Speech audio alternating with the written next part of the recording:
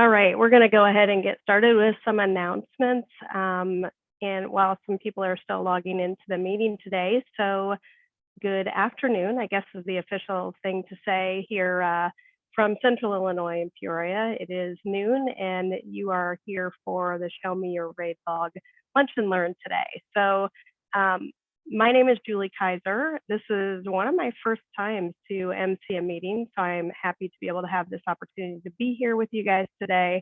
I am the current VP of Education, and so what that means is I'm in charge of our partnership for PMP exam prep classes, and really I'm the contact for any of those certifications that you might be interested in having more information about. So if you have a reason to reach out to me or have any questions around education for PMI, please feel free to reach out to me and we can connect. That said, we have a few announcements that are spinning in front of you today. So I'm just going to kind of briefly touch on a couple of these. This PMI CIC at the park is important. We have a new registration deadline of July 13th. That just sped by. So come on out and meet some new friends, old friends, and take in a baseball game with us in Peoria. Then we have PMI CIC on the air, and we also have information in this deck around our professional development day that's coming up. And we have some of our key speakers here, Ann Booney and Jen Donahue, that will be speaking at that. We also will be having our 25th anniversary celebration. It's currently targeted for September. We're going to have it in 3 locations, not just one. So Bloomington, Peoria, and Springfield. Get on the list early for that. And then we also have a call out there for sponsors. So if anybody knows someone who would be interested in being a PMI Central Illinois sponsor, please let us know. We have another call for our PMI CIC on the air. Florence is on the call right now, and she is looking for people to be her guest on that. Let's see if there's one other slide that I want to make sure you guys see and are aware of. It's got some key dates. This is the presentation that we're going to have today, Show Me Your Raid Log, with Kim Essendrup. And I hear there's some drama around, maybe some family drama around how to pronounce the last name, but I think I got that right. So here's some key dates. I'm going to hit the escape, and I think you'll still be able to see it so that you guys can see these key dates. Let me see if I can zoom in a little bit.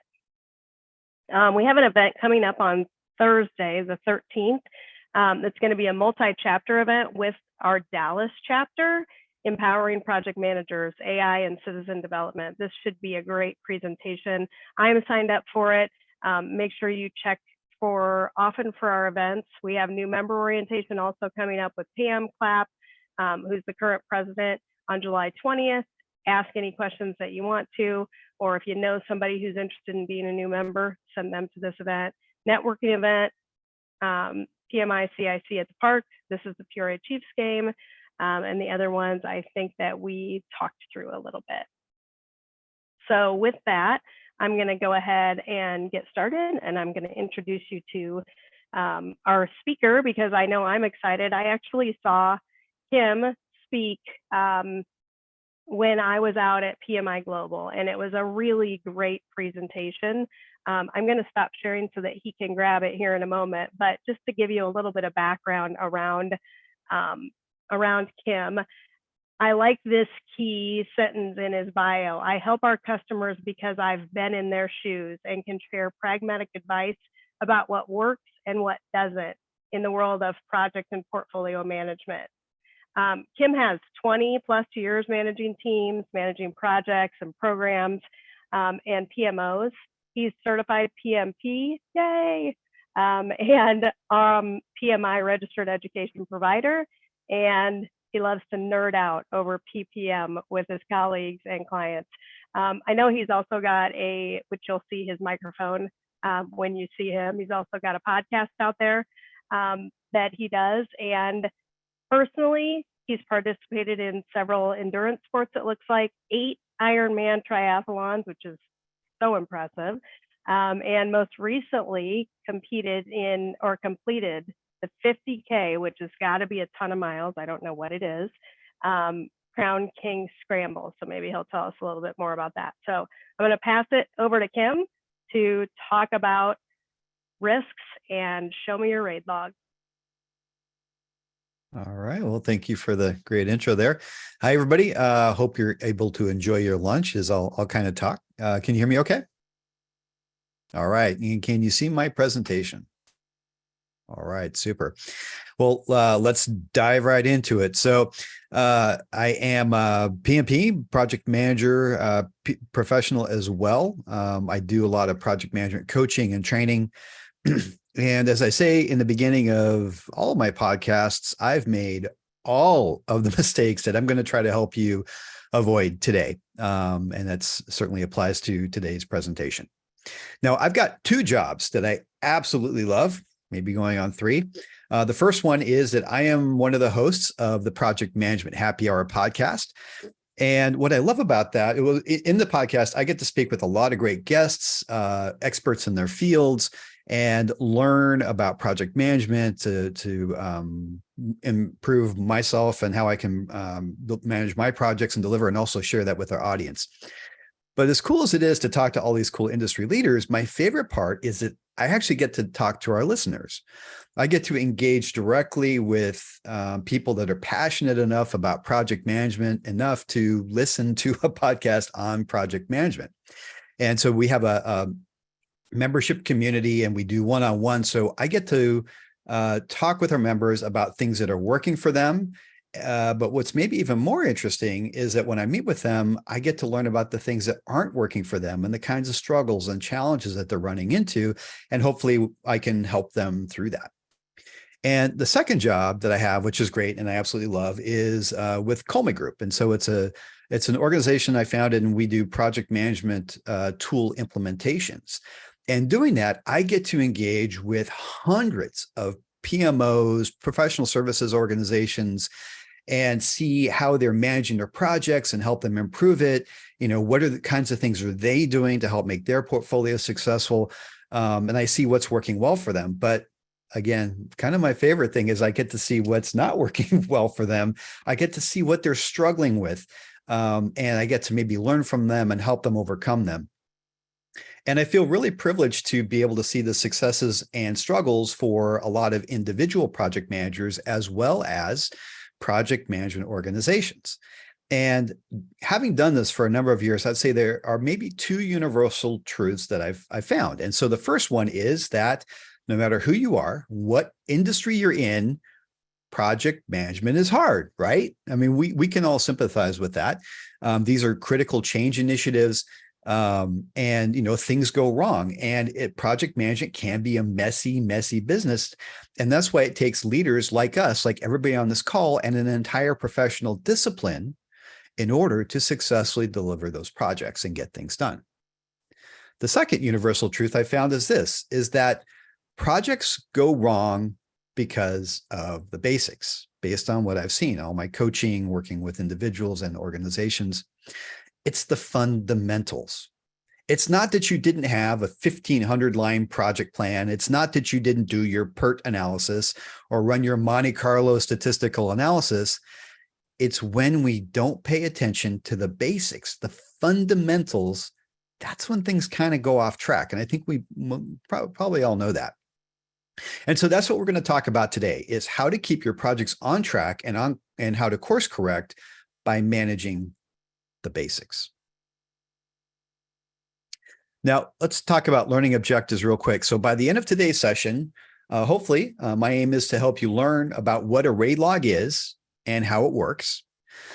And you'll learn how to use a RAID log in a very simple way. We won't go too deep into detail on all of the each area. For example, we cover risk, but we're not going to turn this into a detailed risk discussion, because that would be another 2 hours to this lunch, and we don't want to go that long. So I'll keep it kind of high level, and I'll talk about the RAID log as a whole. And my hope is that I want to give you a couple new ideas on how to get value out of a RAID log, which is really an old school tool. But before we do that, I'd like to start off with a little story about RAID logs. So many years ago, I was offered a role as a PMO lead, building and running a professional services organization for a European-based services company. and we're helping launch a PMO and a new pan-European services organization. And it sounded like a lot of fun. So I was absolutely in. And it really was a lot of fun. Now, I lived in Phoenix, Arizona at the time, and I would have to be commuting out to Europe about once a month, sometimes twice a month. But most of the time I'd be working remotely in my early morning hours. And so I start off, and very early on, one Friday morning, my time, which is Friday afternoon European time, I got a phone call. And being project leaders, you probably know when you get a phone call Friday afternoon, it's never a good phone call. And that was definitely the nature of this call.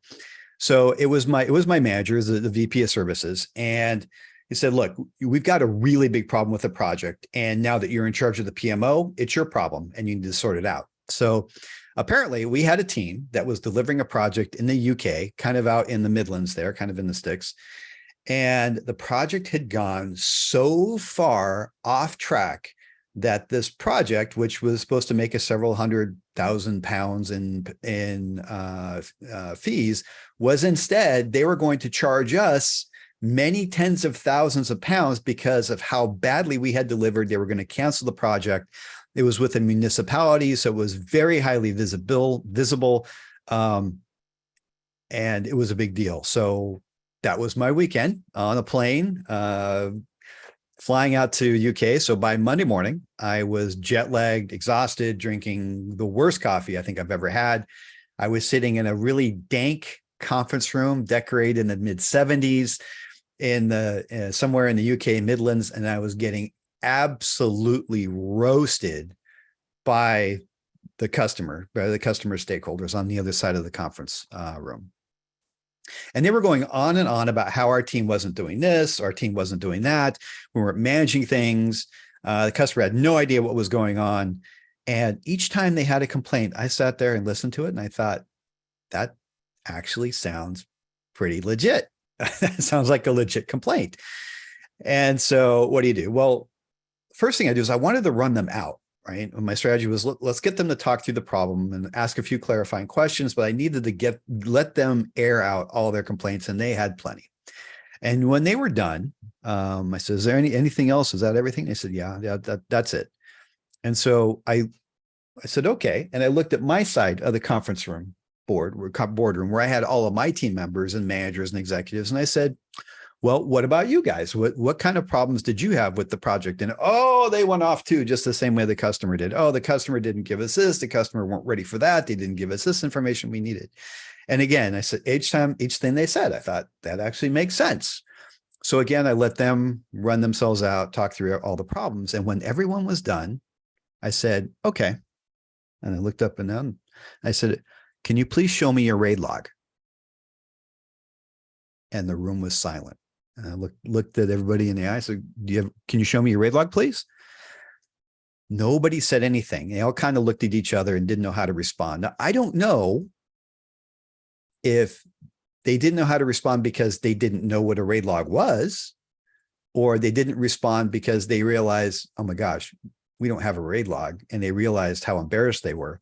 But either way, it didn't matter. It had the right effect. And I said, okay, well, I flipped open my laptop, plugged it in the projector, which was projected up on the wall, and I had a RAID log blank template open and ready to go. And I said, okay, let's begin. I'll come back to that story in a little bit later. But first, let's dive into what a RAID log is. And a RAID log, if you're not familiar with it, actually, can we get a show of hands? Who is aware of what a RAID log is? If you could raise your hand, I'm just kind of curious in Zoom. Put up your hand here. We'll keep watching for that. But a RAID log is kind of an old school project management tool. I've done a lot of research on the topic, and I don't think anybody really knows where it came from. I even asked ChatGPT, and it had some weird cryptic answers that were kind of inconsistent. So I don't know if anybody really knows where RAID logs originally came from. They were old school when I started project management. So, it's pretty old. In simplest terms possible, a RAID log is really just a spreadsheet with 4 tabs, one each for risks, your risk register, an action items list, your issues register, and then a decision register.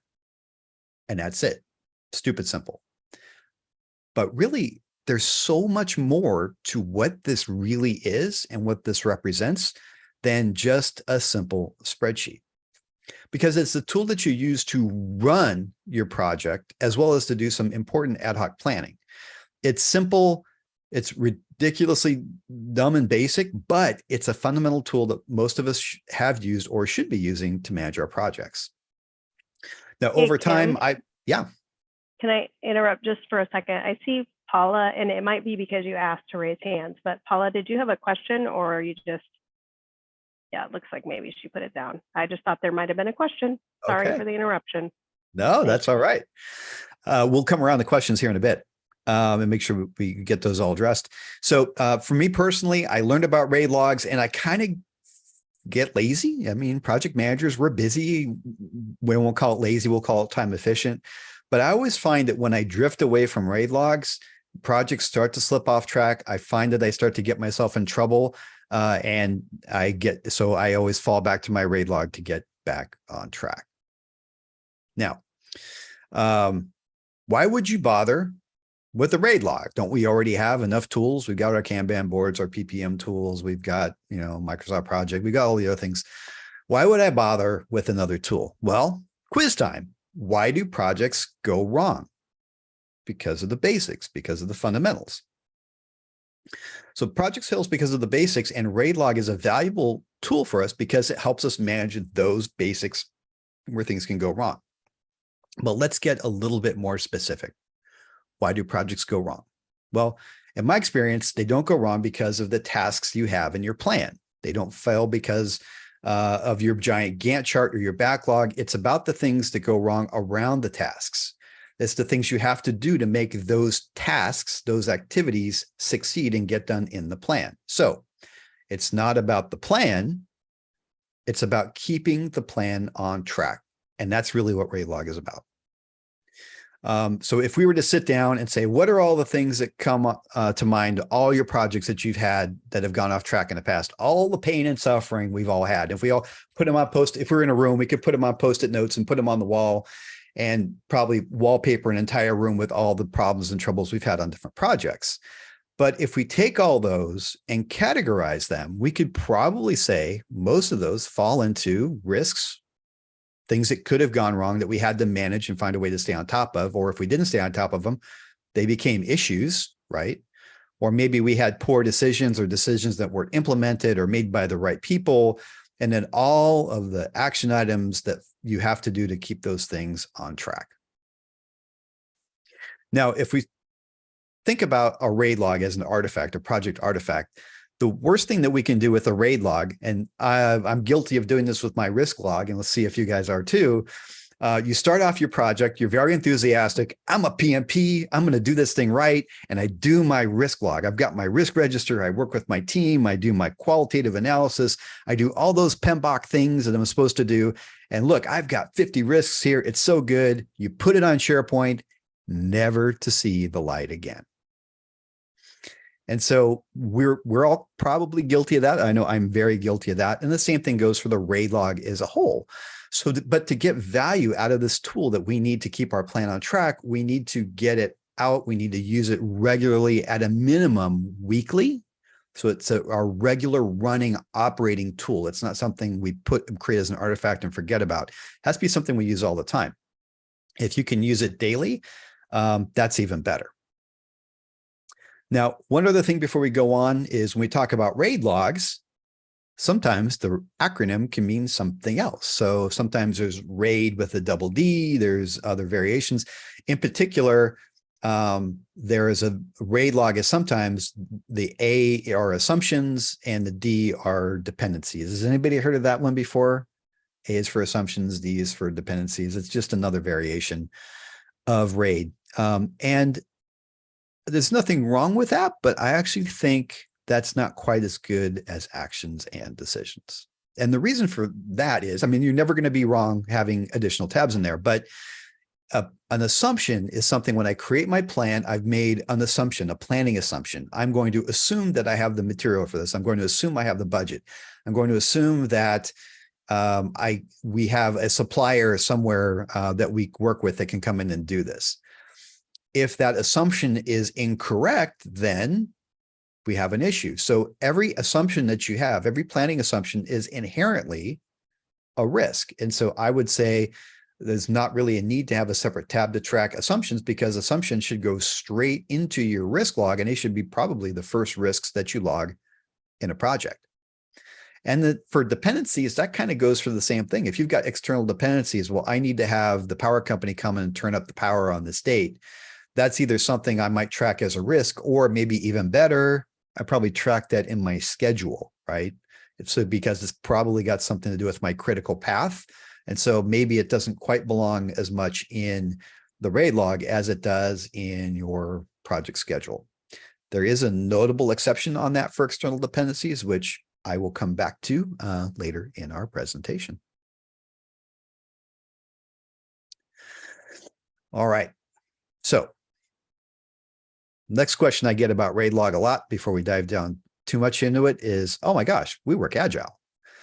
So we don't really need to do that kind of stuff. And I don't really agree with that. So I've got some experience in agile ways of working, not as much as a lot of other people. But the question when this comes up is, do I need to manage risks and issues when I work agile? I would just say, hey, do things ever go wrong when you run a project using agile ways of working? Of course they do. Are there issues? Of course there are. Do you have action items that you have to manage that don't really belong in the backlog, those little to-dos that as a leader you've got to take care of the team and the plan? Well, yeah. And are there decisions that have to get made and documented? Well, of course. Well, that all starts to sound like a RAID log. And that's why my perspective is, regardless of how you work, if you're waterfall, if you are plant-based, if you are agile, or like most of the world, you're somewhere in between, you can still get a lot of value out of using a RAID log to help make sure that your plan, whatever method you use for that, stays on track. In fact, I've done some research on the topic, and from what I can see, we might have different perspectives on this, but risk management in the agile world, it still seems like it's kind of in its infancy. You certainly reduce a lot of risk by using an agile way of working, but there's not a lot of content down it. In fact, there's only one book that I found, and I've shared it here in case you want to go check it out. Dr. Alan Moran created a book on agile risk management. Really interesting book. And his conclusion at the end of it is you should have a risk register, right? That sounds a lot like what we have in a RAID log. So I think it works however you like to work. But let's jump in and start talking about what's in a RAID log, the RAID log proper. So again, I won't go too deep into the methodologies behind each one of these, but I will touch on it lightly just for those who are really familiar with this. And there's a lot of material you can use to follow up and learn more about each one of these topics on. But first, let's talk about a risk log or a risk register. Risk is, of course, any uncertain event which can affect your project, but hasn't yet. PMI, of course, covers this really, really well. It used to be in the PMBOK. I think it's more covered in the risk practice guide now. So if you're a PMP, you've already been through this 100 times and been quizzed on it. So I won't go too deep into it. But what's really important here is stop and think about the process. And that's really the most important part of this, is that at some point in the project early on, you need to go with your team and say, okay, let's stop and think a minute about where are all the places that this thing can go off track? Where can this go wrong? Although we have a really great methodology, just that motion, let's stop and talk about where that can go wrong. That conversation alone can help you avoid a lot of pain and suffering and help start setting you up for success. Because often we get so into the weeds, right? We're detail oriented, we're go, let's make this thing happen, and we're pushing things ahead, that it's hard for us as project leaders sometimes to just to stop, take a breath, and get our team to do the same and work with them and say, look, where can this thing go wrong and how do we avoid that?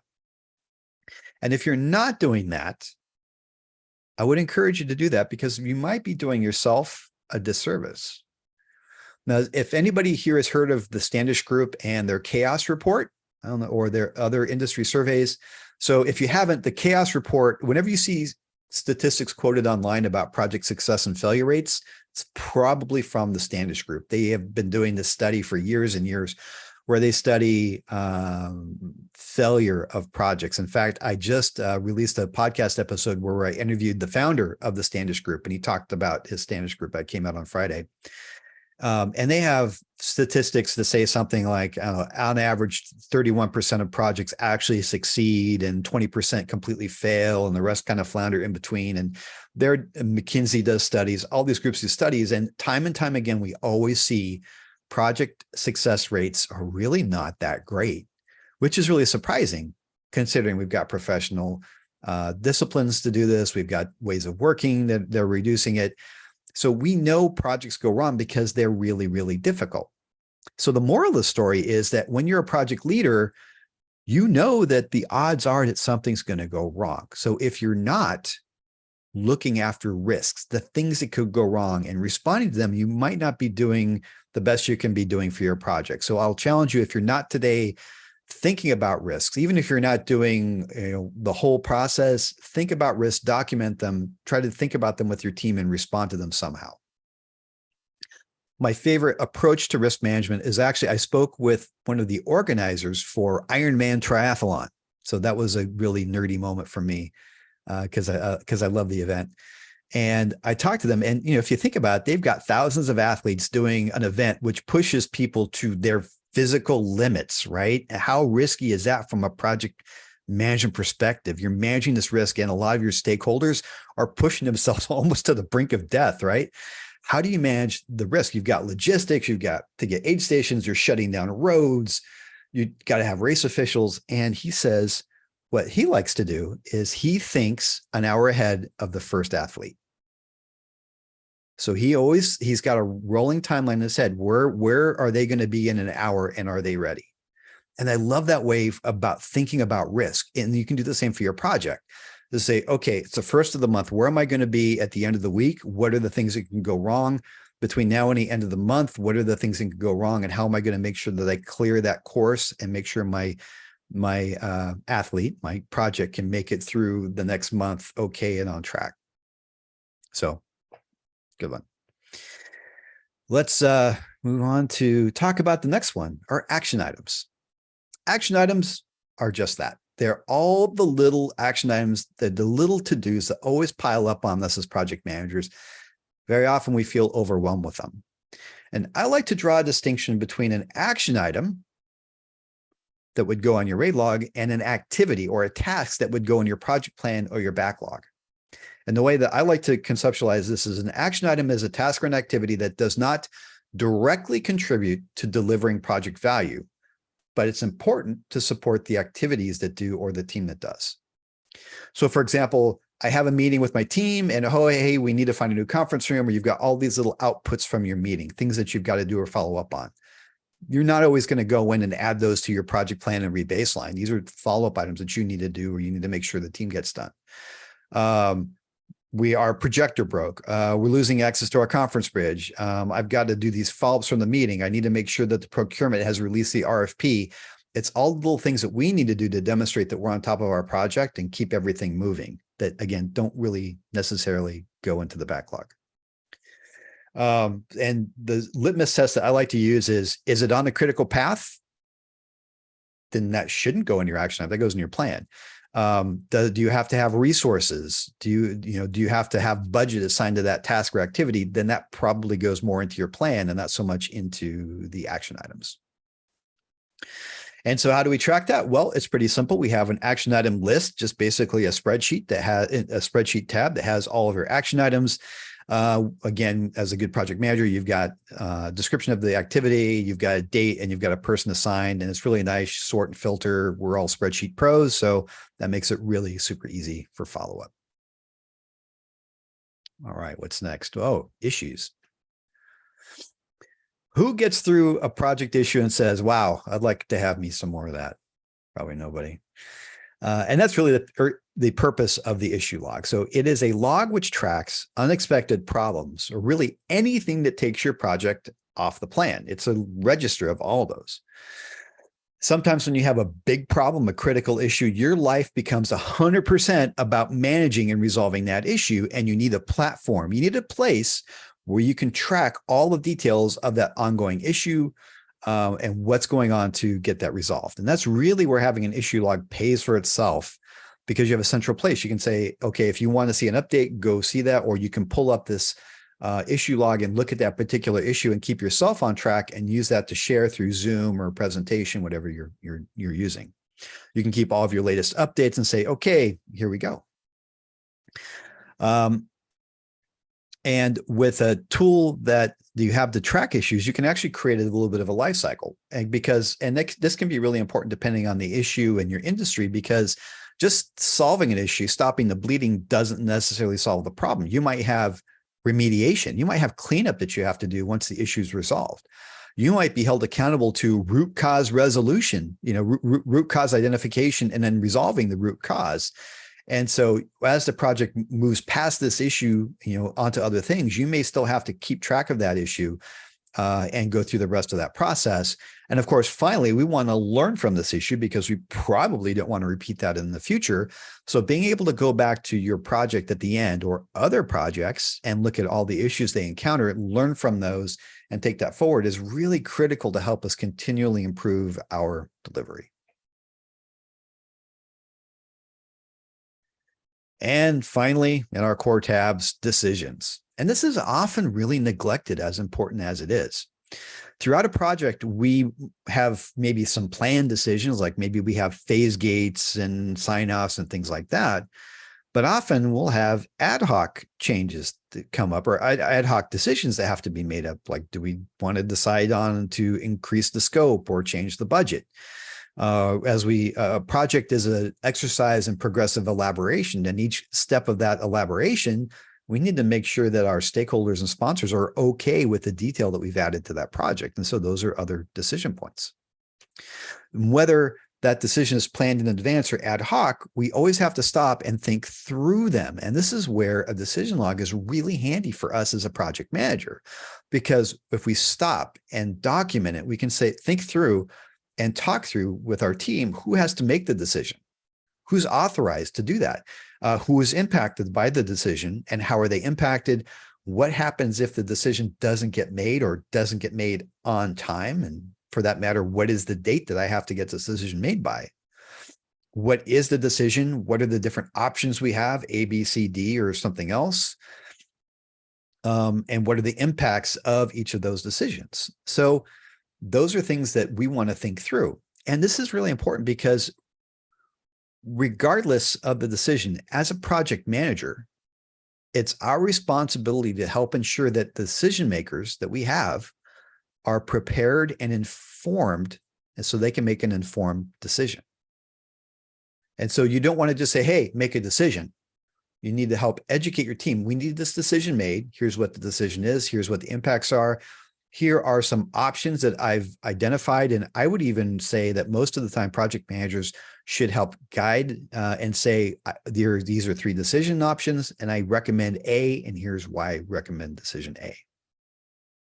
Right. And once those decisions are made, the decision log gives you a platform that you can track the action items, because the decision getting made is not the end of it. Now there are actions that have to come off of this. I might have to update my plan, my budget. I have to talk to new suppliers or vendors or process a change order. So there are a lot of actions that have to come off of that. It's also a great way to communicate decisions once they've been made. So you can communicate to all of your end users, hey, as a team, we've made this decision. We're going to make the button this color, or we're going to go with this supplier, and it provides transparency to the project. And it also gives you an avenue, and I don't know if you've ever had this happen, but late in the project, you've got new stakeholders that come in, maybe existing stakeholders, and they say, hey, who made this decision? Why did you do it this way? And it is so nice to be able to say, oh, well, here's my decision register. On this date, these people were in the room and we made this decision, and this is why. Now, that doesn't always mean the decision is not going to be unmade or changed in another way, but at least now you're covered. You can explain why a decision was made. And then if they want to change that, then that's another decision. You can document the impacts of changing that and so on. And this is, again, a great communication tool. In fact, one of my long team colleagues loves to use this. She managed very big and contentious M&A projects. And if you've done some of these M&A projects, especially if you're working with executives, it's really difficult to get decisions made because you have a conference table full of people, and they know that when this whole merger is done, half of those people might not be sitting at that table. And so you've got to work with them. You've got to get everybody engaged, and you've got to get them to commit to the decisions that need to be made. And it's really easy for people to waffle, to back out, or to kind of try to not be part of the decision making and have accountability. And so what this colleague of mine would do is whenever she would have a meeting, she always had her RAID log projected. That's all she used. So she would go through the risks, all the actions, issues, and most importantly, when the decision was made, she would put that up and she would type the name of every person in the room and look them in the eye to make sure that they realize you're part of this decision. So it's a nice way to force a little bit of accountability and to ensure you've got some skin in the game for these decisions. All right. Now, we've got the 4 basic tabs, right? Risks, actions, issues, and decisions. Can you add more? Of course. That's a lot of the fun of a RAID log, is that it is extensible to meet the needs that you have on each individual project. And that's really what the tool itself is, very agile and really can help you in a lot of ways. So if you need a change, of course, you just add another tab, add some columns, and then you're ready to go. Some of the most common additions to a RAID log would be, first of all, lessons learned. Lessons learned are great to capture not at the end of the project. Well, you can do it then, of course, but it's better to capture during the life of the project. If you've got a 6-month project, I don't know about you guys, but when I get to the end of that project, I'm ready for it to be done and get on with my life. I don't really want to necessarily remember the last 6 months sometimes. So, and it's hard to remember. We've got so many things going on. It's hard to remember. Oh yeah, when we went through procurement, we forgot that we had to have this set of documents and it really set us back. So you want to capture lessons learned as you go. So it's really nice to have that lessons learned tab and be updating that through the life cycle of the project. Another very useful thing is, especially if you don't have another tool to do that, is to track a change log. So it's a way to capture and track all the changes you've had to your project. And that's really nice when you get to the end of the project, because now you've got a list of all your changes and you can compare that with the original scope. And hopefully between your original scope, your issues, and your change log, you can explain every deviation that you have between where you are now and where you originally expected to be when you kicked off the project. It's nice to have a stakeholder or a contacts list, because especially if you've got a big project, a lot of new players, different parts of the organization or a customer's organization, sometimes figuring out who's who in the zoo can be a little tough, especially early on in the project. So it can be nice to capture that in another tab. It's also nice to maybe document it in a racing matrix. Sometimes, especially when the lines get a little blurred, it's nice to be able to pop that up in a meeting because you've got your RAID log. It's right at hand as you're ready to go. Pop that up and say, okay, well, let's take a look at what we have in a racing just to clarify any roles and responsibilities. Another frequently used thing, especially if you're working internationally, you've got change freeze dates, when you've got a lot of things to consider, holidays, vacations, things like that. It's good to have just the basic calendar of some kind so you can track key events, who's out on vacation, which dates, when we have lockdowns, or not lockdown. Hopefully we don't ever have those again, but change freezes. And it's good to have those handy. You can pull up key milestones and contractual milestones. If you don't have another place to capture that, it's nice to have just a simple table somewhere with your contractual milestones or your deliverables. It's nice to have a place where you can update those, copy and paste, stick it in your status report. And then I know earlier on, I talked about assumptions and dependencies. And I said, external dependencies probably don't belong in the RAID log all the time. I like D for decisions, but there are some cases where external dependencies can be very useful in that log. So to tell you about that, we're going to go back. We're going to hop on our plane. Remember, my friends in the UK, our stuffy, dank, slightly mildewy conference room that smelled a little bit like cigarettes. So if you remember where we were, is I said, okay, show me your raid log. They didn't have a raid log. I flipped open my laptop and I said, and I started it like this. I looked at the customer and I said, okay, let's go back over these again. What is the biggest, most problematic issue that you have right now? And I had them explain it. And as they explained it, I typed it. They could see me typing on the projector. I typed the issue, every complaint they had. It was many, many rows, or it was, it was a lot of line breaks. It was a very, very thick row. And it was really cathartic. We talked through issue number one as they kind of went on, and asked a lot of clarifying questions. I asked questions of my team, and we went through that whole thing, documented it really, really well. I said, is that it for that issue? They said, yes. I said, okay, next issue. And again, typed every bit of it. They corrected me on the wording. We got the wording just the way that they were comfortable with. And it was a pretty long list. It wasn't huge, but the issues that were there, they were really big. I said, any more issues? And when they finally said no, I repeated on our side of the table, what are the issues that you have? And we did this all, and we got it all up on the board. And so as we finished it, we all looked at it and kind of looked at them all. And someone said, I'm looking at these issues, and what I see here are mostly external dependencies. And it really was true, because what was going on was that our team was waiting for the customer to do a lot of things and get a lot of things ready. The customer didn't understand that they had to do that, or that was the expectation. So they were getting mad at our team because we weren't making any progress. But of course, we couldn't make any progress because they needed the customer to do a bunch of stuff. And so after doing this, I said, okay, well, let's do this. So I added a new tab for external dependencies. And I said, let's document all of the things that you guys are depending on the customer for. And then so we went through and we listed every single one of those and listed them in detail. And there were a lot of clarifying questions and a lot of discussion back and forth. And of course, this went on for most of the day. And what was really magical as we went through this process, and we documented the issues, documented the external dependencies, documented each of the action items we needed to meet all these, was that rather than our team facing their team, it's us against them. The entire room, you could see all their chairs were turning and they were facing the raid log.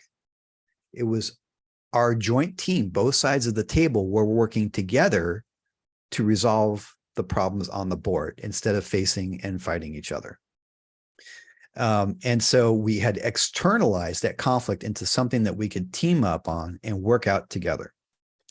And it really illustrates one of the key principles of raid logs, and really tools in general that I kind of found out the hard way.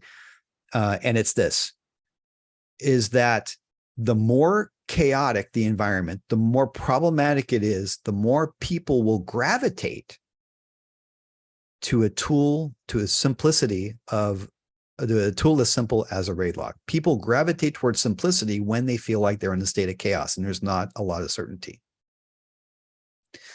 And once you show it to somebody, once you type through a raid log and you see how it's used, anybody can understand it and they can communicate with it. And so that was the first day in the UK. We got through our list, our issues and our dependencies. And then we said, okay, what are the next steps on these? And we flipped over to action items and filled out all that, boom, boom, boom, boom. And then we could see that as we ticked those things off through the following days, we were making progress as we went through. And what was really cool was through the course of the week, we'd be talking with the customer, and the customer would even started to say, oh, this is a new item. We need to get this on the raid log, because it became the source of common ground that we could work together to make the project successful. Now, before I tell you how that story ended, let's talk about some other ways that you can use your raid log really quick.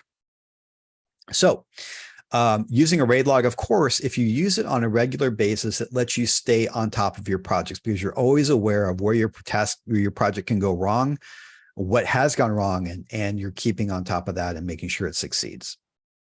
If you are like most of us and you might have multiple projects, raid logs are great for task switching because there's so much that you have to think about for each project. Even if they're small projects, it can be really hard to task switch and go, I'm thinking about this project, now I'm thinking about that one. Being able to pop up a different raid log for each project can instantly put you in the right mindset and get you back on top of every little thing that's going on in that project. Another thing you can do is never take meeting minutes again. And I heard you say, what? Yeah. So a mentor of mine, the one that actually introduced me to RAID logs, she told me I never take meeting minutes. And I said, are you crazy? How do you do that? And she said, well, if you think about it, what are the important things that are in meeting minutes? Well, you've identified or updated your response to risks. You're working on issues, you've made decisions, or you've got action items that to do, which are by themselves or relate to risks, issues, and decisions. And so she would put up her RAID log, and that would be her working thing she'd do for her meeting. And going into the agenda or going into the meeting, she would filter her RAID log for the things that she wanted to cover. Now, for me personally, that's maybe a little too far. I still like to have a summary and a couple other things that are text. But really, if you think about it, RAID log is really the optimum tool for tracking what happens in a meeting. You can use it to manage up. So you've got to talk with your speakers, your sponsors, your stakeholders, and you have items that you need to make them aware of, apprise them of status, or task your sponsors with things that they need to do to help you be successful. Don't show them your whole RAID log. Filter to the top 1, 2, 3 items that you need them to pay attention to. When you sit with them, pop it up and say, all right, these are the 3 things I need you to help me with, or these are the 3 top risks that I need you to be aware of. Really helps you manage and task them to support your project. You can also use it to manage down. So if you manage project managers, you need to understand what they're doing, how they're managing projects, what are they doing to respond to risk and issues. One of the best ways to do that is when they come, you have your one-on-one with your project managers, say, okay, show me your RAID log for this project. Show me your top 5 risks. Show me your top 5 issues. And that way it lets you understand how they're responding to things in their project, how they're managing their plan. And it's a great opportunity for you to coach them. It's a great way to manage your suppliers and customers because this is usually a tool we can use to share with our customers. You can maybe filter them if you need to, but it's a great way to work with them and keep aligned and collaborate. And of course, remediating troubled projects. If a project is in trouble or you feel like it's going in trouble, the first thing you need to look at is, do they have a RAID log? And if not, let's get a RAID log in place so we can understand what's going wrong and we can respond to it. So to wrap up my little story in the UK, where we were in the dank, musty little room, after a week there, the project was actually back on track. The customer had withdrawn the threat of canceling the project, and we actually started to rebuild trust. It was going to be a long road to finish building trust, but we started the process. Within a couple of months, we had the project back on track, and we were making our deliverables. And within a couple of weeks, I was able to finally go back home to Phoenix. And really, the story there is that's something that I attribute a lot to my RAID log. Now, I talked about RAID logs in the format of a spreadsheet because that's really, I mean, it works. It's simple. It's stupid easy. Everybody knows what a spreadsheet is. They know how to use it, and they're accessible to everybody. But if you want to take it up a notch, I'm just going to give a little shout out. I evangelize a lot about RAID logs, and I always ran into some shortcomings when it came to using a spreadsheet. Like, you've got 20 spreadsheets now to manage, and it's hard to collect data across 20 spreadsheets. So my team has actually built an application so you can centralize it. If you're interested in trying it out, go try it out at raidlog.com.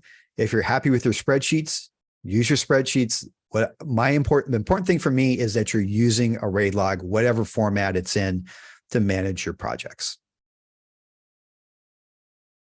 All right, let's wrap up here. To recap, projects go wrong, I contend, mostly because of the basics. I think RAID logs are really critical to us as project leaders because they really focus on helping us manage those basics.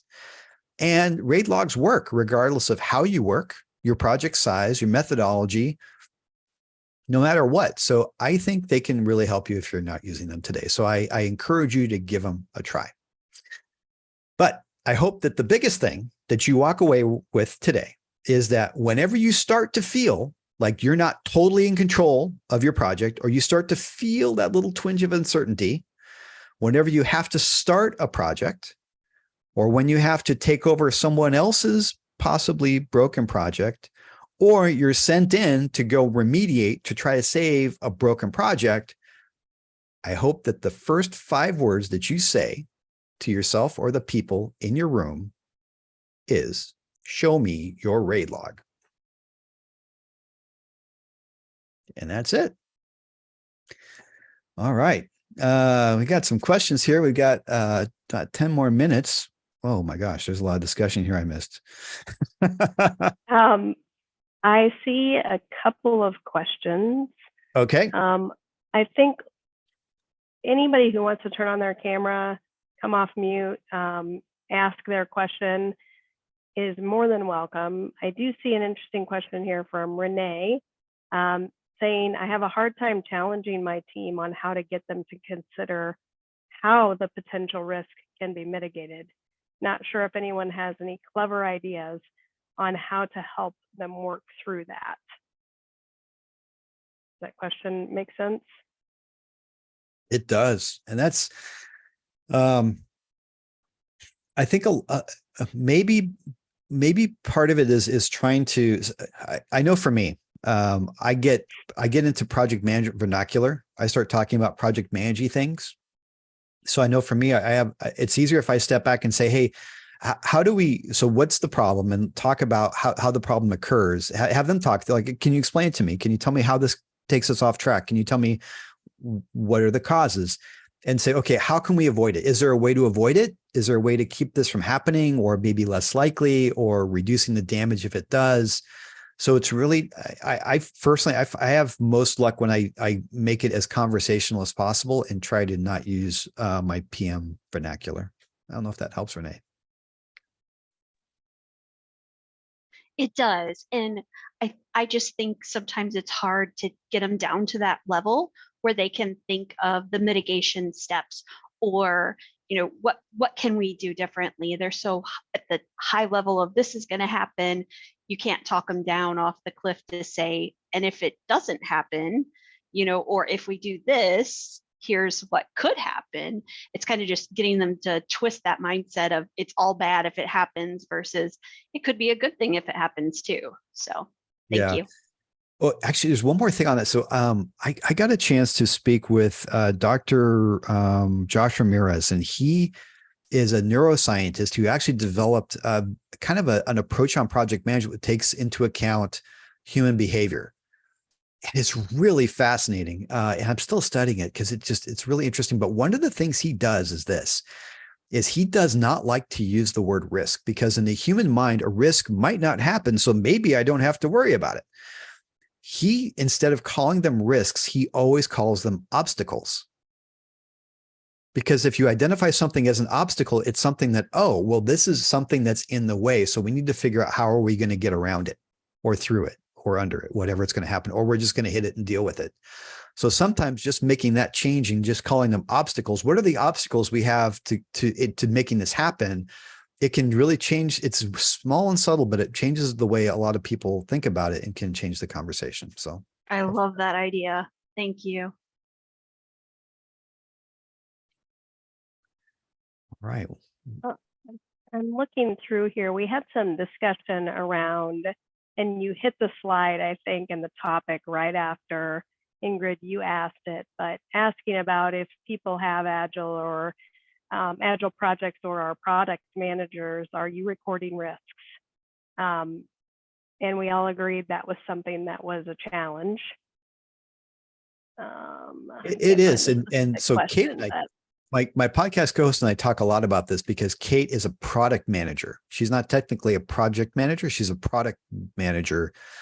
And two of the places we see this in particular, so if you've got a product or a service that you're responsible for, and you're a full-on Agile world, the RAID log really applies to the product. But what's interesting is that if you're more like a delivery manager, where you're a project manager delivering in an Agile world where maybe you've got deliverables from different teams, you have a separate view on it. You've got a project or an initiative or something that you're working on. And then if you are a Scrum Master, your focus might be on the team. And so your RAID log might not be about the product. It might not be about the initiative. Your RAID log might be more about your team. What are the risks that you have on your team? Do I have a risk of somebody leaving? Do I have a risk that I'm missing a skill set? or, maybe our tools are not that good and we're having issues. So, and I need to do things to make sure my team stays productive. So depending on where you are in that kind of agile world, your raid log might have a completely different purpose and a different focus. That's good. I also made the comment that when you talked about decisions, I think in all the years that I've worked as a project manager, program manager, what have you here at my company, we are challenged by decisions either being made repetitively and maybe by somebody else and they decided something different, and not understanding the impact that has to our scope, our schedule, our budget, all those things. So it's key for me in the position I'm in as a process manager to coach people to be recording those decisions as well as issues, risks, and action items, because they can really make or break the project for sure. And that was key for me. Yeah, I've had entire projects completely at the go live. I've had the entire project torpedoed and pushed out an entire quarter because I forgot to get one stakeholder's approval. And if I had done a raid log, if I had a decision register and I had been publicizing that, then it would have been probably pretty obvious to most of the people that we had left out that key stakeholder. So that was a hard lesson. Yeah, I like that idea of the RACI as well as part of that, because we're defining a new process here and kind of struggling a bit with how do we record, the stakeholders that were in the meeting that shook their head yes, so that we know that if we come back and somebody says, well, I wasn't in that meeting, or that's not what I said, you got it wrong, we have a record of it. So I like the idea of adding that as another tab in the RAID log. So we are getting about on time now. Does anybody else have one more question, or are we good?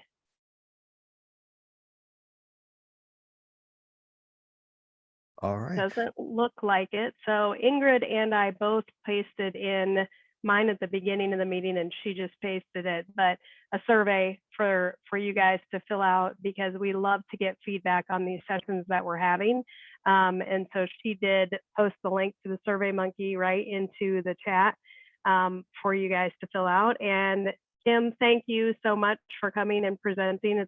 It's a pleasure seeing you present to us, and hopefully people are encouraged to go out to raidlog.com and try it out for free and see maybe what their raid log might be missing, or to have people show them their raid log. So Absolutely. I appreciate your time. Thank you. And please feel free, please connect to me on LinkedIn. I love to connect and love to chat. So feel free to reach out to me directly, connect, and I'll look forward to it. Thank you so much for sharing your lunch. I hope your lunch was tasty today. Thanks. All right. Thanks, everybody. Bye. Goodbye, everyone. Thank you. Thank you. Thanks.